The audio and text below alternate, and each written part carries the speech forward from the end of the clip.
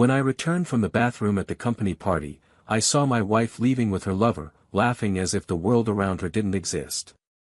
I didn't follow. I grabbed my coat, left the room, and with it, our story. In the following days, her silence confirmed what I saw. It was betrayal, not deception. Time showed that her lover didn't want commitment, only the game, and she was left alone, with the bitter taste of regret. I moved on, painful at first, but I found peace in the eyes of a new love, made of respect and genuine presence. Months later, she wrote me, saying she would trade everything for another chance. I responded with what I had to: forgiveness. She thought that after forgiveness we could be a couple again, but it was then that I introduced her to my new partner, and her penny dropped.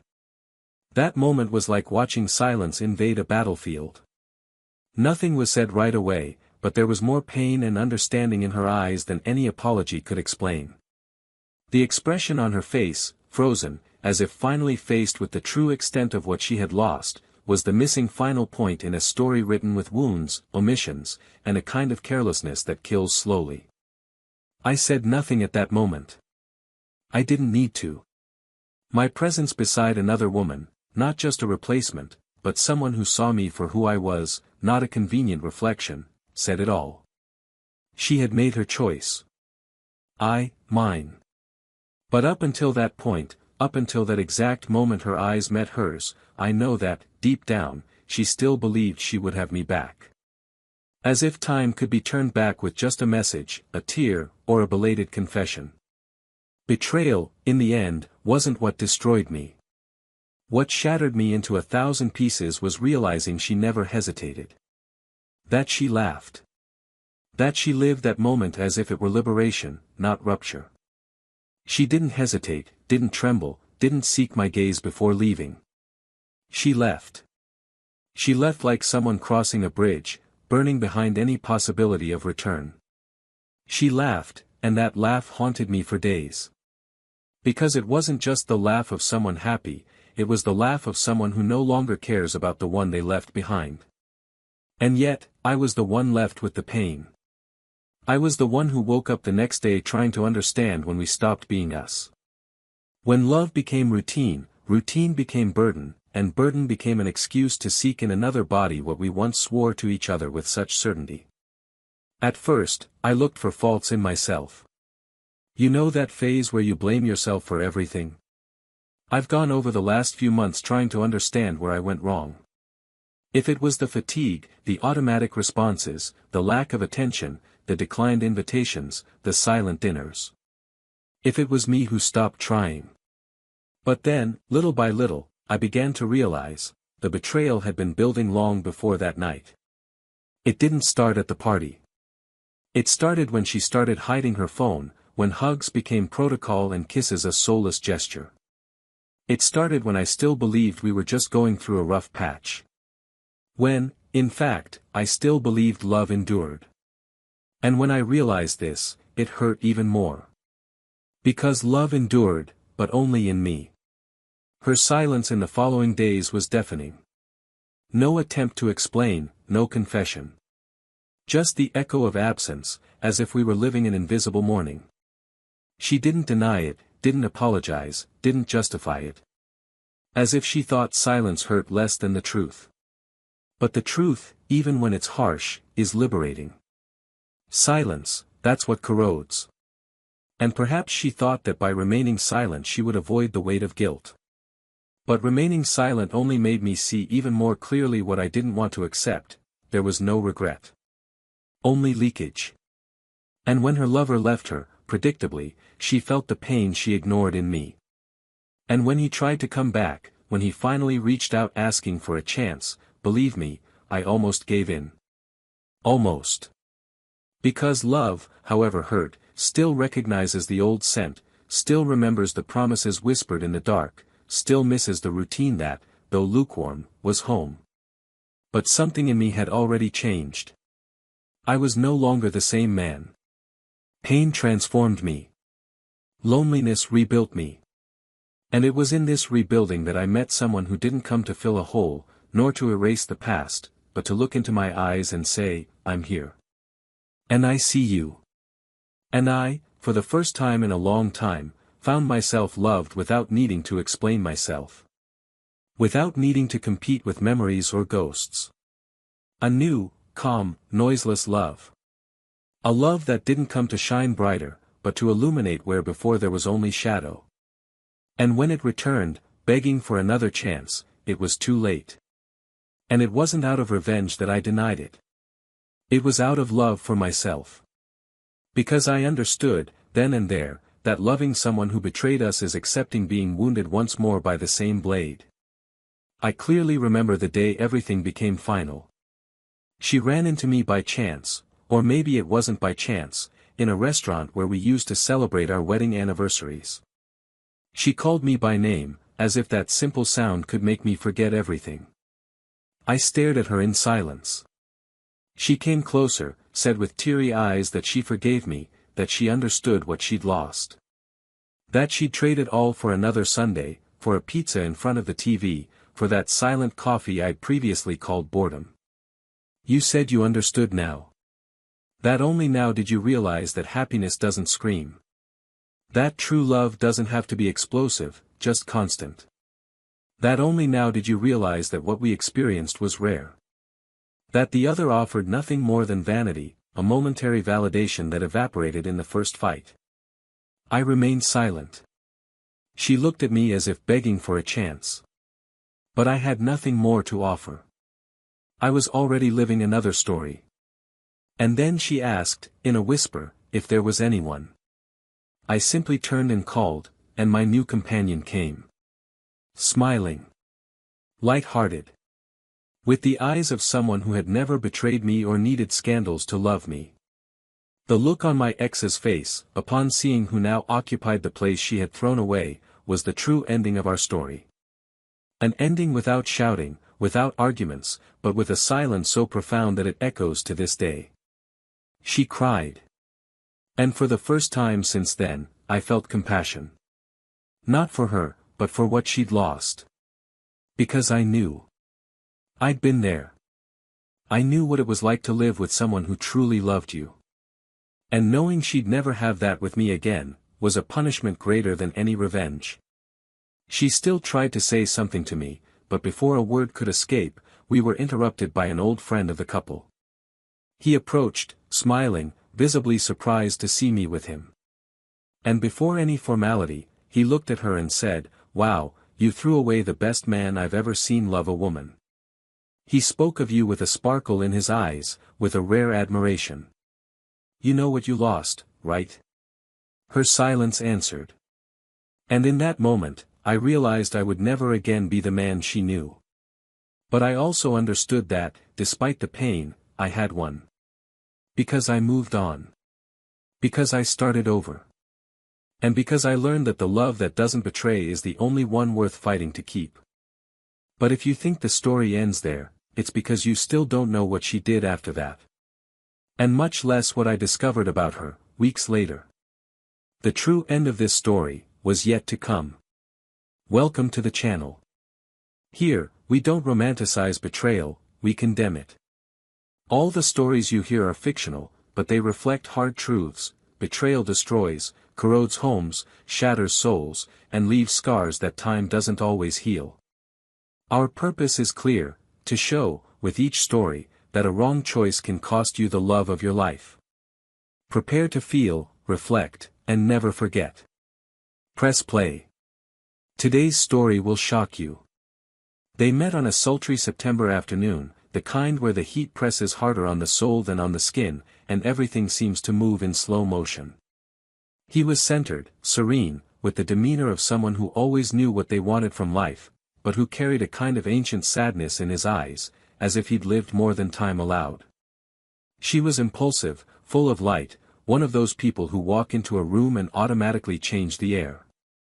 She wasn't outrageously beautiful, but there was a quiet magnetism about her, a kind of presence that made everyone around turn at least once to observe her.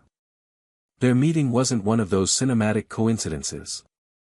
It was simple, almost banal, a casual conversation in a crowded cafe, where they were both forced to share a table due to lack of space. But what began as an inconvenience transformed, minutes later, into an easy conversation, as if they had met before, in some forgotten life. His name was Daniel.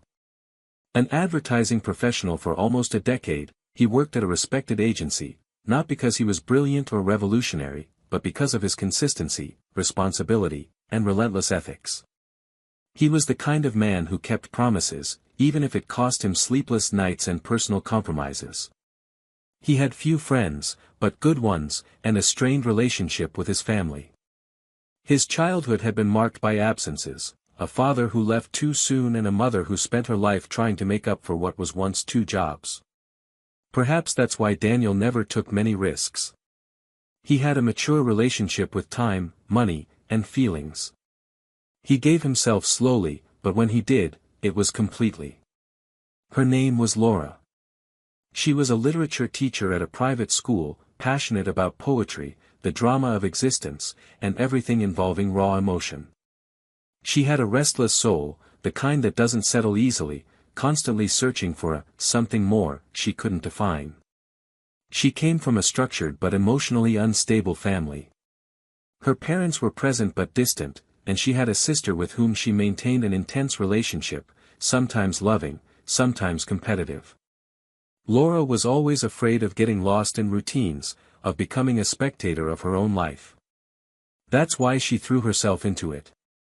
She loved intensely, cried easily, laughed too loudly, and immersed herself in anything that could make her feel something, anything, even if it cost her dearly later. The beginning of their relationship was shrouded in a kind of mutual enchantment. Daniel saw in Laura a freedom he'd never had the courage to seek, and Laura saw in Daniel a safe haven that made her feel, for the first time, like she could stop running. She loved listening to his stories about advertising campaigns, the rational ideas with which he tried to shape the world around him, and he was fascinated by the way she quoted authors, as if each sentence from an old book were an urgent lesson about the present. They had stark differences, yes, but also a desire to fit in that, for a time, seemed enough to balance everything. The first few months were intense. Short trips, lazy Sundays sharing breakfast, notes left on the bathroom mirror, text messages mid-work just to say, "I miss you." Over time, they began living together in a small but cozy apartment, filled with scattered books and paintings with quotes from Clarice Lispector, Fernando Pessoa, and Bukowski, a mix as chaotic as they themselves. The apartment wasn't luxurious, but it was warm. It was the kind of place where the smell of coffee filled the living room in the morning and shared laughter became the soundtrack to any ordinary day. Daniel quickly adapted to the new routine.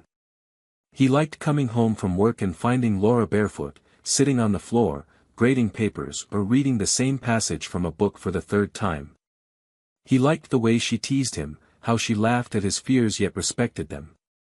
Laura, in turn, felt safe. There was a stability there she could never quite name, but which she immediately recognized as rare. A kind of peace that seemed to contradict everything she had ever sought. Sometimes she wondered if she was betraying herself by accepting this. But his touch, a caring gesture, was enough to melt all her doubts away. The relationship grew and matured. Plans were made, furniture was purchased together, a puppy was adopted on a rainy afternoon. Silences, disagreements, and fatigue also arrived. But nothing that didn't seem like a part of real life. Daniel, with his calm demeanor, resolved conflicts through dialogue, while Laura, more impulsive, exploded before thinking. Still, they always returned to each other. It was as if, despite all their differences, there was a truth there that held them together. A kind of invisible foundation that sustained their love through good times and bad. During the first 3 years of their marriage, the two maintained a functional routine, somewhat vibrant, but lacking the same initial enchantment. Laura began teaching a night class, which left her out of the house almost every night. Daniel, meanwhile, took on a major project at the agency, demanding more hours of dedication and, often, entire weekends of work. They still loved each other, but now it was a love that had to be managed between spreadsheets, meetings, and school calendars. Conversations diminished. Nights together became rarer. Kisses became more hurried. Touching became more casual. There was affection, but also fatigue. Companionship, but little new. Daniel, despite his demanding schedule, remained dedicated. He was the kind of person who remembered dates, who bought flowers out of season, who wrote notes even when there was no special occasion. Laura, however, was beginning to feel swallowed up by everyday life. The restlessness that had always plagued her returned with a vengeance. She began to wonder if she had made the right choices, if she wasn't becoming exactly what she had always feared, another woman stuck in a predictable pattern, trapped in a safe but emotionless life. She tried to fight these thoughts, but they grew silently, in the gaps left by her husband's absence and by the routines that once seemed romantic, but now felt like obligation. Sometimes she missed the beginning, the intensity, the lack of control. Daniel noticed the distance, but believed it was temporary, a result of stress and changes in their professional lives. He watched her fondly, but also with a hint of frustration. He no longer knew how to surprise her, how to recapture the lightness that had once united them. He thought time would take care of it, that the phase would pass, that they would soon find their way back. So he insisted on dinners even when she wasn't in the mood, made travel plans even when she claimed to be tired, and worked hard to keep alive something that, without realizing it, was already slipping through his fingers. They were still together, but something between them had changed. An invisible distance was beginning to form. There were no fights, no shouting. Just a subtle silence growing day by day, like a barely perceptible crack that threatens the foundation of any building. They still slept in the same bed, but their dreams no longer met. They still shared the same house, but their emotions seemed to be in different directions. She started going out more, saying she needed to clear her head. He stayed, believing that trust was enough to avoid questioning. And perhaps it was. Or perhaps, precisely because he trusted too much, he failed to notice what was already looming on the horizon. To outsiders, they were the ideal couple. Beautiful together, stable, companionable. But what the world saw was just a frame. Inside, the painting was already beginning to fade. There was still love, or at least a strong memory of it. But there were also doubts, unspoken silences, unshared desires. Daniel still believed. Laura still hesitated. But time waits for no certainty. And somewhere along the way, everything solid began to become fragile, until the moment when the truth, merciless, would present itself without asking permission. But that was yet to happen. Their life together was, for a long time, sustained by the unilateral effort of those who believed that love endured silence, absence, and the silent changes in the tone of voice and the rhythm of embraces. Daniel persisted with the devotion of someone who believes that wear and tear is fleeting, that distant glances are the result of fatigue, not disinterest. He woke early, made coffee with the same careful gestures as years ago, and still placed her glass of juice to the left, as he knew she preferred. He alternated between hope and fear, between optimism and the silent anguish of realizing that his efforts were no longer yielding the same results. Laura was there, physically present, but emotionally miles away. Their answers became curt, their glances were lost in vague corners of the house, and their embraces grew colder, as if between them there were an invisible barrier he couldn't quite cross. Laura, on the other hand, was experiencing a whirlwind of emotions she couldn't even name. She found herself torn between guilt and a vague longing for something she didn't even fully understand. The security of home no longer fulfilled her, and Daniel's predictability, which had once brought her comfort, now seemed stagnant. There was no heartbreak, or at least that's what she told herself, but there was a thirst to feel something new, to rediscover within herself that intense woman who had lost herself in routines, deadlines, and demands. Doubt seeped in like a slow poison, corroding her perception of reality, leading her to question if she was still the same person who had once fallen in love with him. The affection remained, but the desire, the surprise, the spark, all of it seemed to have been left behind at some bend in the road from which she no longer remembered how to return. It was on one of those confusing days, when the soul craves noise to silence the mind, that Laura reconnected with someone from the past. Not an ex-lover, not someone remarkable, but a familiar face that suddenly took on a new color. He was a coworker with whom she'd exchanged few words until then, but who seemed to know exactly what to say to trigger feelings in her that had long been dormant. His attentive gaze, the compliments disguised as innocent comments, his easy laugh, everything in her awakened when he approached. At first, she felt flattered. Then, intrigued. And finally, captivated. It was as if this man brought back a version of herself that had disappeared into commitments and the role of wife. They began with conversations during breaks, then exchanged messages after hours, and then came the coffees, the accidental touches, the looks that lingered longer than they should. Daniel noticed the change, but couldn't put a name to it. He felt something was off, like a song playing out of rhythm, but he couldn't quite place the sound. Laura stayed at work longer, arrived late, avoided deep conversations, and traded intimacy for distractions. When he asked, she answered evasively, commitments, meetings, fatigue. He, out of respect or fear of the answer, didn't insist. He continued making plans, trying to create moments together, offering small gestures of affection. But it was like watering a dead plant, hoping it would miraculously bloom again. The house, once warm and vibrant, now carried the weight of the unsaid, the avoided, the accumulated discomfort. Smiles became scarce, dinners silent, weekends filled with obligations that conveniently kept them apart. While Daniel tried to hold on to something that was slipping through his fingers, Laura dove deeper into this new relationship. There wasn't a single moment when everything crossed the line. It was an accumulation of small permissions, emotional excuses, and intimate justifications about what she deserved to feel. Her lover was everything Daniel wasn't, unpredictable, bold, and free of commitment. He made her laugh effortlessly, complimented her gestures naturally, and looked at her as if she were the only woman in the world. Laura let herself go, while simultaneously constructing a narrative for herself where it was, in a way, understandable. After all, she was living a half-life, and this new man seemed to fill the void that Daniel, no matter how hard he tried, could no longer reach. The distance between them gradually solidified.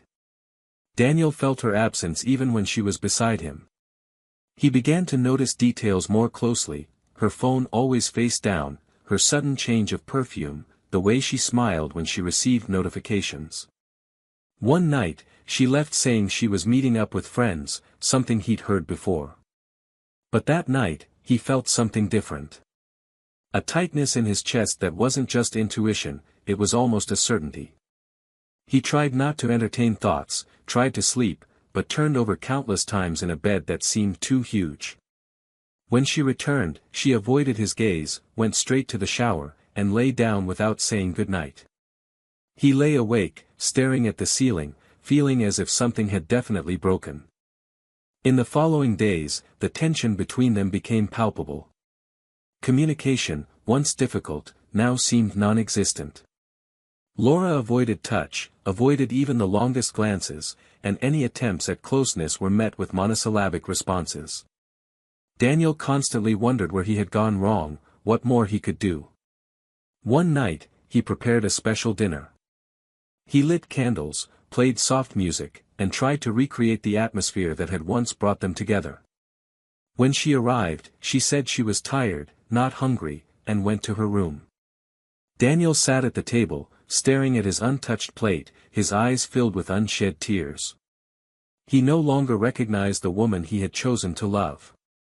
And, worst of all, he felt she no longer recognized him either. The confirmation came at the agency's end-of-year party.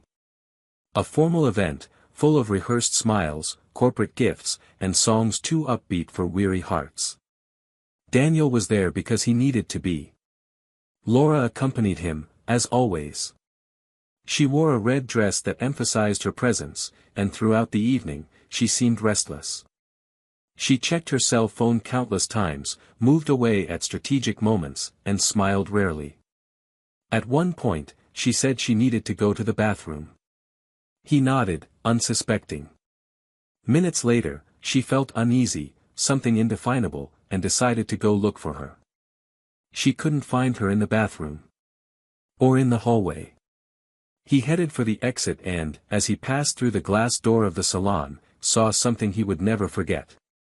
Outside, leaning against another man's car, she was laughing. Laughing in a way he hadn't seen in months. The man looked at her with open desire, and she responded with the naturalness of someone who no longer needed to hide it. She laughed as if the world around her had ceased to exist. Daniel stood still for endless seconds, caught between shock and disappointment. There were no screams, no scandal. Just silence. A silence that said it all. She returned, grabbed her coat, and without looking back, left the room, and with it, the story he'd built for years. What hurt him most wasn't the kiss he almost saw, nor the touch between them. It was her laughter. That free, light, almost childlike laugh. The kind of laughter she hadn't shared with him in a long time. And in that moment, he knew he'd lost her. And more than that, he knew she'd already allowed herself to be lost. But there was something still unrevealed. Something she didn't say. Something that, when revealed, will change everything Daniel believes he knows about that betrayal. Because not everything in that story was a coincidence. And not everyone involved was there just for the hell of it. Time passed as it does for those who suffer, slow, drawn out, heavy. Daniel didn't leave the scene impulsively, but definitively. After that night, he didn't confront Laura, didn't demand explanations, didn't demand truths. He simply disappeared from her routine, like a page turned silently but irrevocably. He changed his tone, changed his habits, changed the key to the door and to his soul. He moved on, even though bleeding inside, even though broken, because he understood that, even though love still existed, there was no longer reciprocity. And that was enough. Over time, the pain settled elsewhere within him. It stopped hurting like an open wound and began to hurt like a memory. But it didn't stop him from rebuilding his life, calmly, with effort, with dignity. It wasn't long before someone appeared in his path. Not as a replacement, but as a new beginning. A discreet, intelligent, sweet, and strong woman, the kind who doesn't try to occupy space that isn't hers, but who, upon arriving, illuminates without casting a shadow. She didn't need to compete with the past, because the future, with her by her side, proved promising and serene. Daniel chose her not as an escape, but as a conscious choice of someone who finally understood her own worth. Laura, on the other hand, saw the enchantment fade faster than she imagined. The lover who had made her laugh lightly began to burden her with a weight she couldn't bear.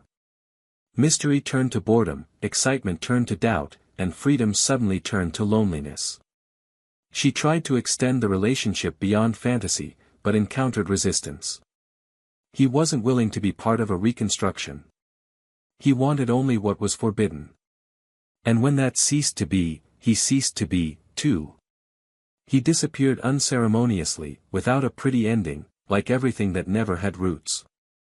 Laura tried to appear strong, to convince herself it was just a phase, but little by little, Daniel's absence began to hurt more than his presence ever had. She began to sleep poorly, revisit old photos, listen to songs she'd previously hated, now like silent punches to her conscience. She wrote and rewrote messages she never sent, rehearsed conversations that never happened. And then, one day, she wrote. Not to apologize, but to ask for a chance. He said he would trade everything, that he had finally understood the value of what he had, that now he knew what love really was. Daniel responded with a single word, forgiveness. But there, in that answer, lay an abyss. She believed forgiveness would open the door to a new beginning, but he knew forgiveness was the end. And he was certain of it the day she saw him holding hands with his new wife, walking through the park where they used to spend Sundays. Laura watched them from a distance, as if watching their own life being lived by someone else. There was a harmony there that struck her without needing words. And the final blow came days later, when she tried to approach him in person, and Daniel received her with serenity, respect, but with a firmness she had never seen in him. He said life had moved on, that he had found peace, and that he hoped one day she would too. When she asked, with a trembling voice, if there was another woman, he beckoned her with his gaze. And she came. Beautiful, simple, light, with a sincere smile that needed no competition. In that moment, Laura understood everything. What she had lost. And what would never return. But that wasn't what destroyed her. It wasn't the pain of seeing him move on, nor the shock of realizing she was now the one left on the outside. What completely dismantled her happened 2 weeks later, at a coffee shop where, by chance, she ran into an old mutual friend of the couple.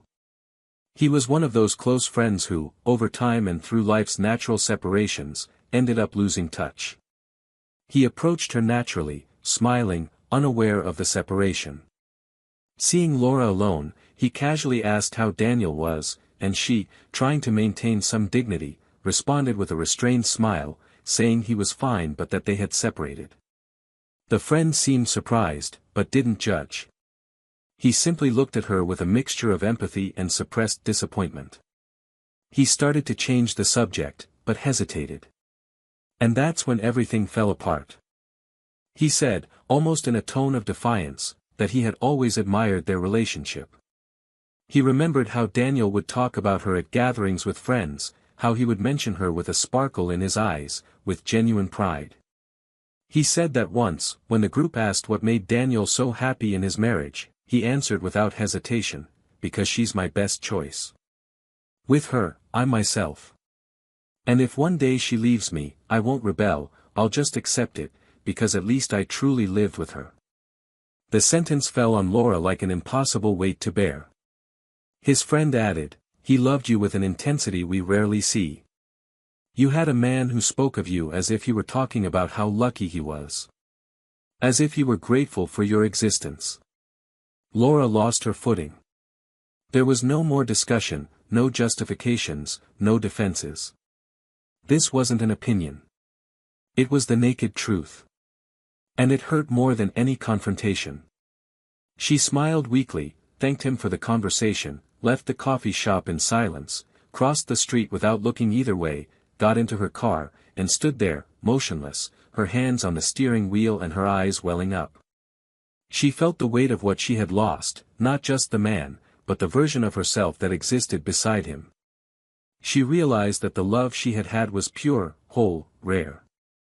That she never needed to prove anything, never needed to shout, because it was always constant. She remembered the days when Daniel would wait for her with dinner ready, the notes left on the mirror, the attempts at conversation that she avoided, the nights when he would ask if everything was okay and she would say yes, even when everything was wrong. She remembered the last trip, the last laugh, the last touch. And she cried. She cried like someone who understands, too late, that time cannot be recovered, that some losses cannot be repaired, that regret is a prison you enter with your own hands. That night, Laura wrote another message. She didn't ask for another chance. She simply said she understood now.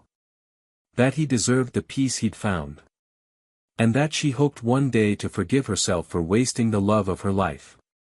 Daniel read the message in silence. He didn't respond. He was on the balcony with his new partner, sharing a glass of wine and laughing at something light. He felt at peace. And in that silence, of someone who no longer needs to explain themselves, there was something only those who have suffered for love understand, liberation. But what Laura didn't know, and what would only come to light weeks later, was that her betrayal was much more than an unfortunate choice. She had been a tool of a game. Because the man she'd let herself be carried away by, the lover who'd offered her so much illusion, had motivations that went beyond desire or passion.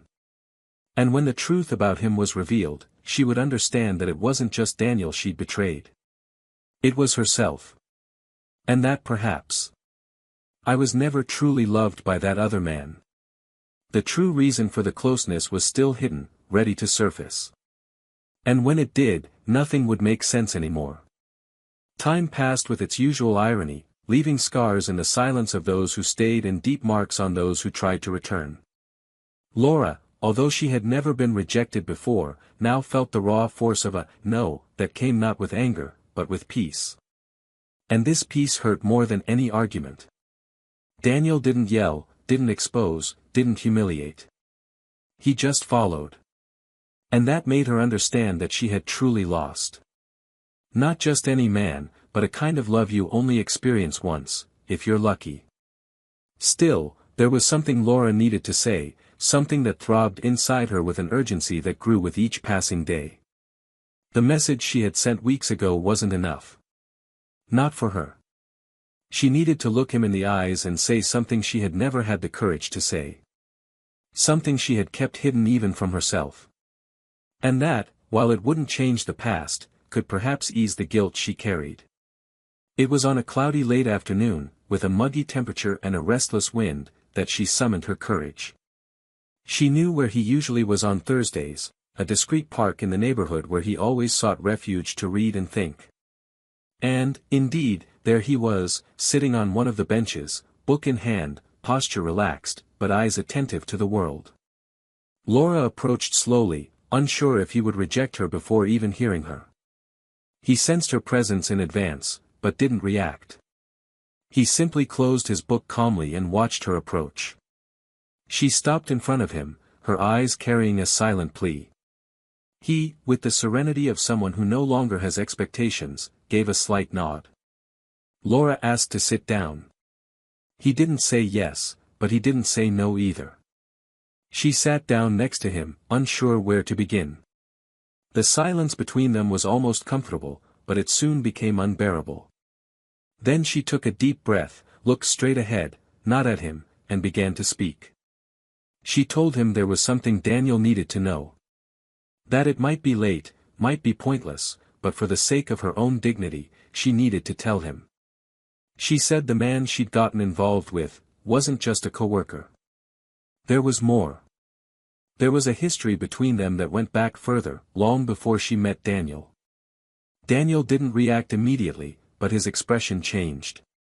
A subtle tension crept into his calm countenance. Laura continued.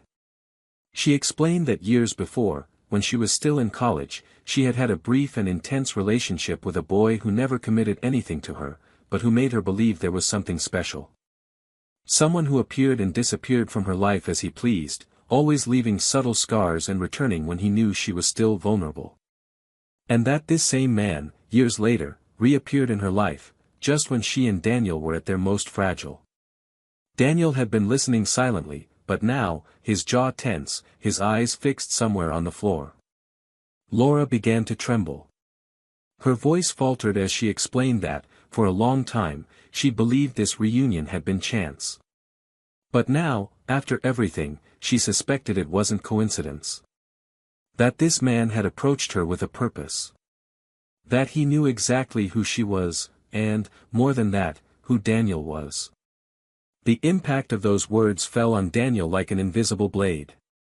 He finally looked at her and asked, his voice low and firm, "Did he know me?" Laura nodded. She said she wasn't sure at first, but that, over time, their conversations had revealed details that left no doubt. He knew. He knew who Daniel was, he knew she was married to him. And still, he persisted. Daniel stood up and took a few steps, his hands in his pockets, his gaze lost amid the park's trees. Laura stood up too, trying to get closer, but he raised his hand slightly, as if asking for space, not out of anger, but out of a need to process. After a few seconds, he spoke, still without looking at her. He said that it didn't change what she'd done, but that it made it even more cruel. That the mistake was already serious, but if it was all planned, if he'd been chosen as the target of some kind of personal revenge, then his love for her was, somehow, used as a weapon. Laura tried to explain, saying she'd been manipulated, that she hadn't realized it at first, that she felt used to. But Daniel, now calmer, turned to her and said something that completely disarmed her, "You were used because you wanted to be used. Because somewhere inside you, there was a void you thought I couldn't fill. And now you've discovered that no one can fill what we can't name." Silence reigned again for a few moments. She wept silently, without drama, without pleas, just the heavy tears of someone who has lost something they no longer know how to rebuild. Daniel, for his part, showed no anger. There was a mixture of pain and compassion, as if he still cared, but from afar, as if he were watching from the outside the fall of something that was once his home. He said he didn't want to know who the other was. That the name didn't matter. What hurt was having been part of a plan, even if she herself didn't know it. He said the love he felt for her was true, but that now he understood, hers for him may never have been whole. Laura tried to deny it, tried to insist that there was love, that there was truth, but her words seemed fragile compared to the certainty he now held. Daniel looked at her one last time, and in a calm but definitive tone, said he hoped she would find what she was looking for. And that one day, when she finally understood what it meant to love someone other than herself, perhaps she would remember him with gratitude, not regret. And then he turned and walked away, leaving behind not only a broken woman, but an entire story built with true dedication, and shattered by a game he never knew was being played. Weeks later, in a conversation with a former co-worker, Daniel would discover the full truth. Laura's lover, the man she traded her entire life for, had been rejected by Daniel years earlier in a hiring process at the agency. A promising but arrogant young man, he felt humiliated at not being chosen. And since then, he'd cultivated a kind of silent obsession. He'd studied Daniel, followed his steps, his personal life, his relationships. He knew he was reserved, ethical, and loyal. And he decided to hit where it would hurt most, in the heart. His approach to Laura wasn't a coincidence, it was calculation. A cruel game of ego, wounded pride, and revenge. The kind of game only one side knows is happening. Daniel was silent for a long time after hearing this. The pain of betrayal took on a new layer, no longer just emotional, but existential. Because loving and being betrayed is brutal enough. But loving and being betrayed by something designed to destroy you, is inhumane. Still, he didn't seek out Laura. He didn't want to throw the truth in her face, didn't want to make her carry more guilt than she already did. He knew that life, with its unwavering and relentless rhythm, would show her what she herself still refused to see. The peace Daniel found with his new wife was now even more precious. Not by comparison, but by truth. Because it was a love born without strategy, without artifice, without pain. A light love, built on honesty. A love that needed no healing, because it arrived whole. And when I looked back, there was no more anger, no more hurt. Only the certainty that some losses are, in fact, deliverances. And that some betrayals, however devastating, make room for something infinitely better than what was lost. Laura, for her part, continued to live between regrets and attempts to move on. But the weight of knowing she'd been used by someone who never loved her, only to hurt another man, made everything even more unbearable. And worst of all, she'd allowed it. She'd not only betrayed the man who loved her, but betrayed herself. She'd traded truth for illusion, reality for a game. And now, all that remained were memories of a love she'd let die while still breathing. And so, the roles were reversed forever. She, alone, trying to find forgiveness within her own heart. He, finally at peace, living a love where there's no room for doubt, games, or loss. And between them, the story that could never be rewritten. Laura could no longer walk around the house without feeling her footsteps echo with guilt. The apartment that had once been her refuge began to feel like a living reminder of everything he'd destroyed. Every corner, every piece of furniture, every mark on the wall carried the memory of what he'd had and allowed to crumble. The sofa where they'd laughed during TV shows, the kitchen where he'd hugged her from behind while she made coffee, the hallway where they'd run around playing silly games on rainy days, everything was now just a scene from a time that seemed to belong to another life. The pain no longer came with fury, but with persistent melancholy. It was a calm, mature pain, the pain of someone who no longer deceives themselves, of someone who recognizes the extent of their own downfall. She no longer cried like before, but she didn't smile either. It was as if her heart had found a warm place, where it didn't burn, but also didn't beat with fullness. And in that place, she lived in silence, trying to understand how someone could lose so much without realizing they were losing. The people around her gradually returned to their normal lives. Most of her friends didn't know the details. They only noticed the difference. Laura avoided events, cut down on conversations, and made excuses to avoid social gatherings. Her sister tried to bring her back into the fold, but Laura couldn't maintain the facade. Every time she was in a group, she felt watched, judged, even if no one said anything.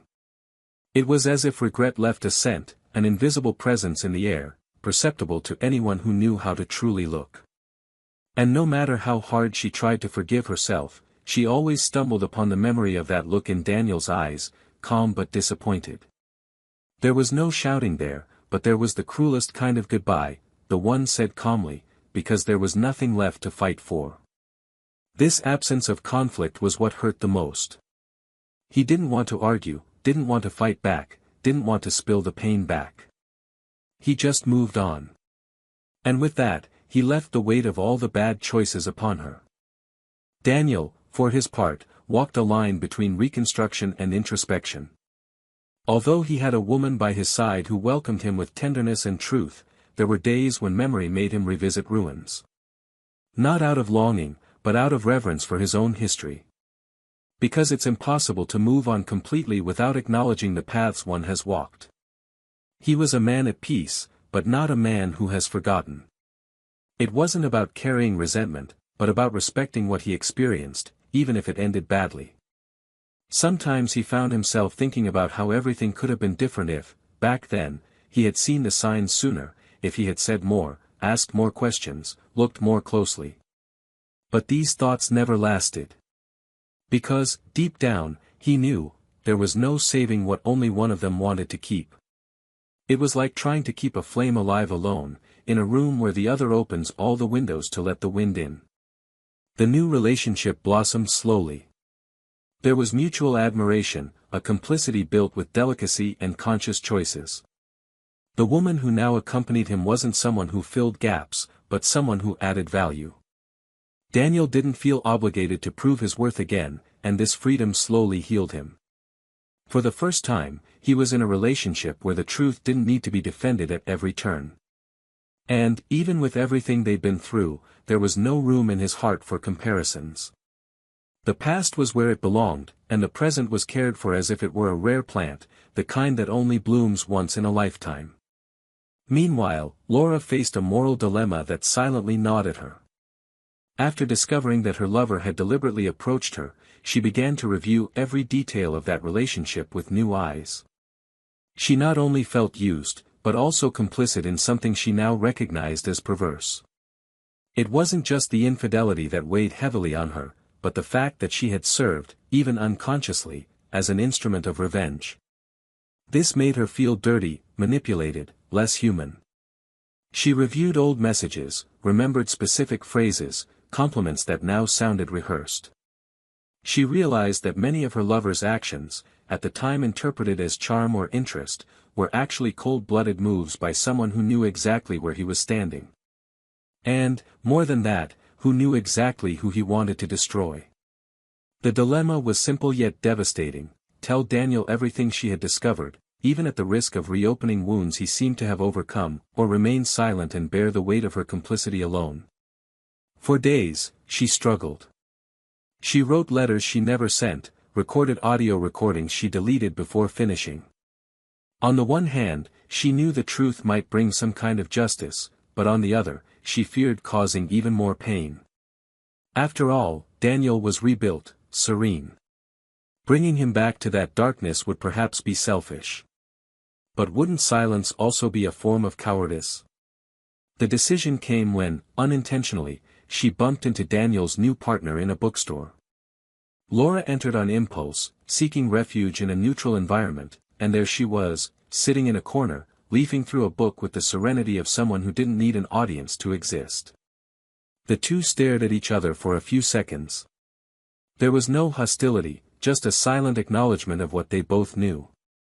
Laura approached, not intending to confront, but as if asking for a chance to be seen beyond her mistake. The woman, surprisingly kind, didn't move away. She simply listened as Laura, her voice breaking, said she had something she needed to give Daniel, something that might change his perception of everything.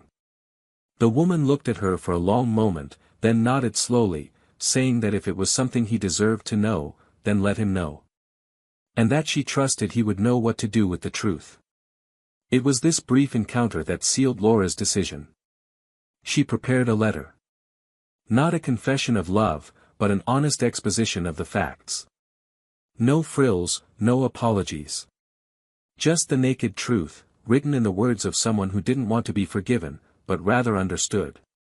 She described how the man entered her life, how he introduced himself, how he seemed to know too much. She revealed the small manipulations, the moments when she sensed something wasn't right but chose to ignore it. And finally, she confessed to the conversation with Daniel's former colleague, where everything was confirmed. She ended the letter by saying she didn't expect an answer, nor redemption, but that she needed him to know that she now saw everything clearly. That she was guilty, yes, for allowing it, but that she had also been the victim of a game much bigger than she could understand at the time. The letter was delivered discreetly. And once again, Daniel read it silently, unhurriedly, on a gray afternoon, like so many others that followed. When he finished, he took a deep breath and closed his eyes. What he felt wasn't anger, nor shock. It was a different kind of pain. A cleansing pain, like the pain of removing the last thorn after years of having it stuck in the flesh. There was sadness, but also liberation. The letter didn't reopen wounds, it explained the scars. And although he had already overcome the loss, understanding the full extent of what had truly happened brought a new layer of understanding about his own past. Daniel didn't answer. He didn't need to. He knew Laura would take the silence as an answer. There was nothing more to say between them. But there was now a deeper understanding of what had been experienced. And from that, he could finally close that chapter definitively. On the other side, Laura didn't expect answers. But when she didn't receive them, she understood that true forgiveness doesn't come with words, it comes with time. And that, even if she never again had a place in Daniel's life, she could at least live knowing he knew the truth. The story that began with enchantment and ended in ruin was now complete. And although they had both gone their separate ways, there was something between them stronger than any resentment, the recognition that everything could have been different. And that, for that reason, it would never be forgotten. Daniel spent the following days in a state of profound introspection, as if he had crossed a final emotional frontier and now found himself in a territory where no pain was urgent, but where memory still pulsed in small details. Laura's letter, read with the calm of someone no longer expecting explanations, was the closure of something he had believed already ended. But the truth, even when it arrives late, carries a particular weight. It seeks not only to clarify the facts, but to reposition affections, transform understandings, change the place certain people occupy in our history. The revelation that Laura had been part, albeit unconsciously, of a revenge plot hatched by someone he had rejected in the past didn't surprise him, it simply made him see more clearly everything that had previously been merely stifled intuition. The manipulation behind the betrayal gave a new dimension to the suffering he had experienced, but curiously, it no longer aroused hatred. It was as if that chapter was now, finally, free of any pending issues. Her gesture of telling the truth, even belatedly, was something Daniel respected. Not for the attempt at reparation, but for the courage to touch a wound she herself had helped create. This said more about who she was now than who she had been. And, deep down, it was this that allowed him to leave her in the past once and for all, without carrying the shadows of resentment. He remained by Isabella's side, his new partner, with the same lightness and truth as before, but now with the certainty that nothing longer tied him emotionally to unresolved pain. The house they shared was being renovated, slowly becoming a home. There was a new scent, a different organization, a welcoming presence that didn't try to replace anything, just be a part of everything. It was a mature kind of love, built with patience, full of frank conversations, nights of shared silence, and mornings of realistic plans. Daniel was learning that love was also this. It wasn't about forgetting the past, but about knowing how to put it in its place. Meanwhile, Laura faced another kind of challenge. Loneliness was no longer new to her, but now it was accompanied by a kind of lucidity that made everything more painful. The silence, once filled with longing, was now filled with questions she herself didn't know how to answer. She knew she wouldn't have Daniel back, that their time was up, but she also knew that part of what had destroyed her stemmed from what she hadn't had the courage to face within herself. Her own insecurities, the void she'd always sought to fill with intense love, the eternal search for something outside, when the problem had always been within. The guilt no longer tore her apart as before, but it was there, a persistent reminder of the price of her choices. She tried to move on, filled her time with work, pursued new projects, but everything seemed too small compared to the grandeur of what she'd lost. It was during a casual conversation with her sister, on a cloudy Sunday, that she found herself faced with perhaps her greatest moral dilemma to date. Her sister, unaware of everything that had happened, casually mentioned Isabella's name. Apparently, they had a mutual acquaintance. And it was through this casual conversation that Laura discovered that Isabella had recently lost her father, and that this father was none other than the man Daniel had refused to hire years ago. The connection fell upon her like a silent avalanche. It changed everything. The man who took revenge on Daniel using Laura as his instrument was, in fact, Isabella's father. And, by one of those perverse coincidences of fate, Isabella never knew the connection between her father and the whole story. To her, her father was simply a frustrated businessman, alienated from his daughter by pride and past failures, who had died without reconciliation. She had no idea that her relationship with Daniel might have been, tragically, the consequence of a previous pain that spanned generations. Laura was paralyzed by the discovery. She didn't know what to do with it. Part of her wanted to protect Isabella, spare her from a cruel truth that would change nothing. But another part, perhaps the more honest one, knew that keeping it to herself would be repeating the mistake of before, remaining silent in the face of the essential. The truth no longer belonged solely to her. It was a matter that involved other feelings, other stories. And although she knew she might be seen as trying to interfere in what no longer concerned her, she felt that, this time, she had to do the right thing. For the first time, she wanted to make a decision with the other person's best interests in mind, even if it didn't change her own situation.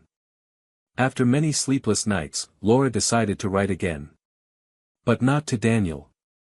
She wrote to Isabella. The letter was short but honest. It contained no accusations, only tender words. She explained that she had recently discovered that the man she had been involved with, the same man who had approached her with murky intentions, was Isabella's father.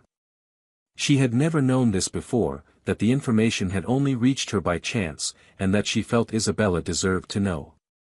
She said she expected no contact, nor acceptance, but that she could not sleep peacefully knowing she was hiding something that could directly affect the woman who was now part of Daniel's life. She concluded by saying that if she chose to tear up the letter and never speak of it to anyone, she would understand. But at least now the choice was in her hands, not anyone else's. Isabella received the letter unexpectedly. She read it silently, more than once. The content was disturbing, but strangely, it brought peace.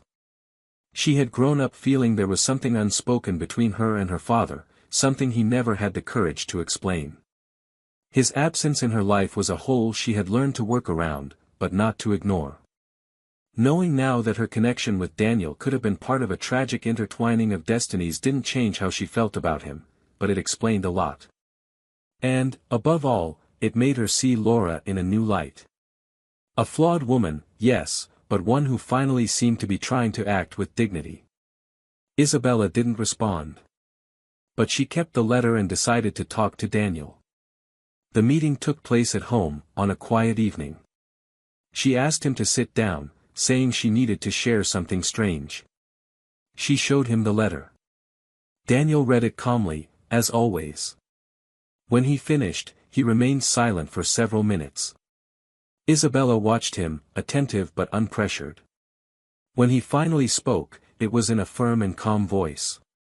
He said it was an absurd twist of fate, but that, curiously, it didn't change anything about how he felt about her. That if life had brought them together through twisted paths, it was their responsibility to choose what to do with it now. That she didn't want to turn their relationship into a field of inherited guilt, but into a space for rebuilding. Isabella smiled, her eyes brimming with tears. She said she didn't want to carry her father's mistakes, nor relive the traumas of the past. She only wanted to continue being for Daniel what he deserved, a peaceful love. And so, contrary to what many might have expected, the truth, upon coming to light, didn't separate, it strengthened. Daniel understood that, no matter how much the past left its mark, it was the present that determined the direction of life. And in that present, he chose to remain by Isabella's side, not out of denial of what he'd experienced, but out of love for what he was living. Laura, on the other hand, for the first time in a long time, felt she had done something right. And although her story with Daniel was over, the pain of losing him was now accompanied by a maturity that only time and truth can bring. She was still alone, yes, but now she was someone who was beginning to view you with less judgment. For the first time, she had done something that didn't directly benefit her, and this, as simple as it seemed, was a giant step in rebuilding her identity. The pieces fell into place as they should. Each one in its place. Not as punishment, but as consequence. And life, with its silent wisdom, began to show signs that the end didn't have to be a punishment. It just had to be real. Because sometimes, the greatest justice lies not in revenge or reconquest, but in understanding that some losses are the seeds of what truly matters. And that, to grow again, we must let die what was no longer lifeless. Isabella decided to quit her job, move to another city, and start her life over in an environment where her name and history wouldn't carry the shadows inherited from a father who chose resentment as his legacy. She and Daniel talked for hours in the nights following the letter's revelation. There was no resentment, but a necessary pause. He respected her desire to understand everything before moving on. And she, in turn, needed distance to separate what was hers from what she had inherited, without ever asking for it. The love between them didn't fade, but transformed. It was the first time Daniel saw a new beginning truly happen, without empty promises, only with the maturity of someone who knows that love, by itself, isn't enough if there's no room for it to breathe. He helped her pack her books, carried her suitcase to the car, and, when they said goodbye, there was a kiss, yes, but also an exchange of glances that didn't say goodbye, just see you later. It wasn't an end, but a crossing. And they both knew, if there was a way back, it would be born of choice, not obligation. Daniel returned to living alone for a few months. The silent house no longer frightened him, on the contrary, it was a space for reflection and mature introspection. He spent more time with friends, resumed old hobbies, joined a book group, and even took short weekend trips. Life continued with dignity and serenity. He wasn't searching for new loves, nor was he closing himself off to the possibility. He simply understood, now more than ever, that he no longer needed to prove himself worthy of love. He had done that for too long. And for the first time, he felt whole without anyone. There was something liberating in walking alongside his own clear conscience, in knowing that, even when he was hurt, he never lost his essence. He carried the scars, yes, but now with pride. They told the story of someone who loved truly and knew how to let go, when love ceased to be a home. Meanwhile, Laura continued her solitary path with quiet dignity. She returned to therapy, rekindled her bond with her sister more deeply, began teaching at a support center for vulnerable youth, and there discovered a part of herself she hadn't known. The classes weren't just about literature, but about new beginnings. The stories she read with the teenagers often confronted her with her own mistakes, and she began to cautiously use her experience to show others that one wrong choice can change everything. There was no room for self-pity. She knew that much of the pain she experienced was a consequence of her decisions. But now she used that pain as an impetus to build something useful. She still missed Daniel, but not as before. It was a calmer, quieter feeling. She knew he would never return, but she also knew that if he were happy, then something in her could rest in peace. Laura learned to live with absence, and even more, she learned not to romanticize what she destroyed. She never tried to return, she didn't send any more letters, she didn't seek out dates. He finally accepted that some losses are not to be redeemed, but to teach us about everything that should never be done again. A year later, Isabella returned. She didn't warn him, she didn't announce it. She simply showed up at an event where she knew Daniel would be. He saw her from afar, and his heart didn't race, he simply smiled, that smile that carries recognition and pleasant surprise. She was different, more confident, lighter. He was too. They spoke naturally, without dramatization. She told him she had understood a lot about herself during that time. That she had rebuilt her image of her father, not to forgive him, but to leave him in the past. That she could now separate the man who hurt her from the one who tried to destroy Daniel. She said she still loved him, but that she wasn't rushing back. Only to show she was ready, if he still wanted to try. Daniel listened calmly, looked into her eyes, and said he had never stopped hoping for this reunion. But now the love he felt was more conscious, more demanding, more serene.